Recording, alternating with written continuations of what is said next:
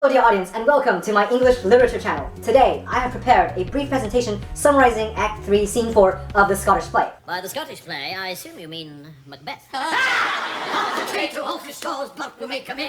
Without further ado, let's get started. Now, Act 3, Scene 4 is considered by many scholars to be the most important part of the play, because it is the climax of the confidence of Macbeth and the start of all his troubles.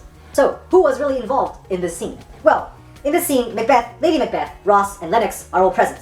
We have the lords and the attendants also inside this scene. The first assassin makes an appearance, and the ghost of Banquo also makes few appearances. So, what exactly happened inside the scene? Well, Macbeth and Lady Macbeth were hosting a wonderful banquet with the lords. An assassin who was tasked with killing Banquo and Fleance returned to report the death of Banquo and the escape of Fleance. Macbeth acted calmly and confidently said that they will go after Fleance the next day. During the banquet, the ghost of Banquo appears to Macbeth and Macbeth only, and sits inside his chair.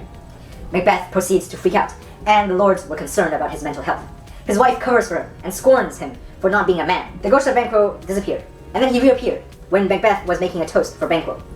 The Scottish king freaks out again, but calms down after the ghost vanishes again. The scene ends with the banquet abruptly stopping, and Macbeth and Lady Macbeth going to bed. So, how does all this fit in the bigger picture of the entire story?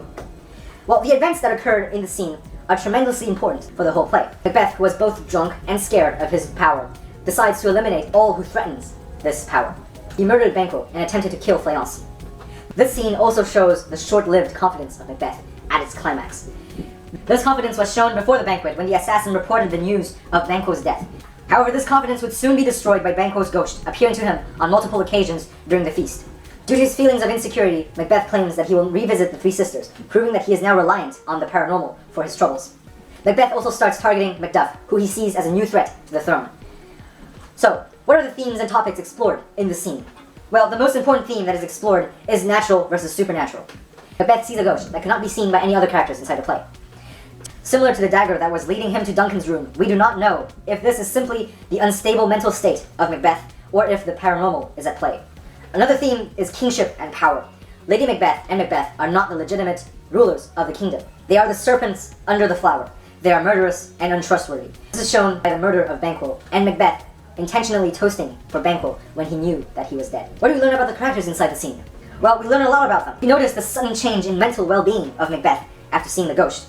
He is slowly deteriorating with fear. This fear will soon cause him to stumble and fall.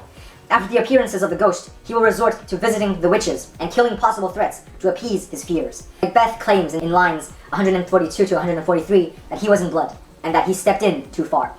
We can also see the role that Lady Macbeth plays in trying to cover for her husband, claiming that Macbeth had a mental illness since he was young.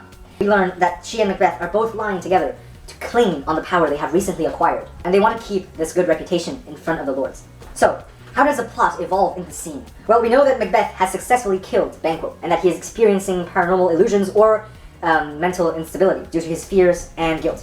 This is a major turning point in the plot of the entire play. This is the moment when the confidence of Macbeth stalls and becomes replaced by fear and uncertainty. We also learn that Macduff would probably be in danger, and that Macbeth would soon revisit the three witches for instructions and advice about the future. Now let's talk about the literary techniques in the scene. Well, there are many literary techniques utilized in this scene, notably foreshadowing, dramatic irony, metaphor, and symbolism. Of course, metaphor and symbolism are classified as poetic techniques, more specifically. Foreshadowing. There was a lot of foreshadowing in this scene of the play, most notably the quote, "It will have blood," they say. Blood will have blood, which refers to the certain vengeance that Macbeth is awaiting. Macbeth has shed blood, and that blood will come for his blood. The purpose of this literary technique is to create suspense in the story and arouse the reader's interest. The readers can now expect that Macbeth will end with blood. Dramatic irony. This is also present in this scene of the play. "Here, my good lord. What is it that moves your highness? Which of you hath done this?" "What, my lord?" to Ghost. "Thou canst not say I did it. Never shake thy gory locks at me." The audience and Macbeth can see the ghost, but the other characters in the play cannot.